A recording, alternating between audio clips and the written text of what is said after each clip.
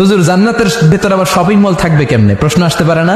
সহিহ মুসলিমের বর্ণনা, ইন্না ফিল জান্নাতি লাসুকান, জান্নাতের ভেতরে বিশাল এক শপিং মল থাকবে।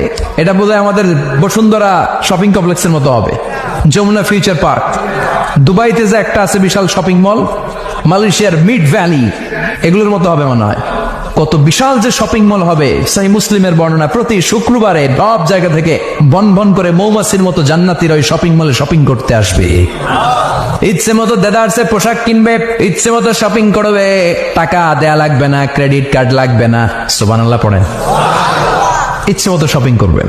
দুনিয়াতে একটু কষ্ট করে হালাল উপার্জন করে খেয়ে যান। আল কানাআতু মিনাল ইসলাম, অল্পে খেয়ে তুষ্ট থাকার, আল্লাহ শুকরিয়া করা, এটার নামই ইসলাম।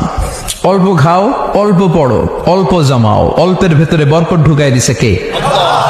অনেকে দেখবেন অনেক খাই খাই নাই নাই করে, এটা যাদের স্বভাব তাদের কখনো বরকত হয় না। অল্প খাবেন, অল্প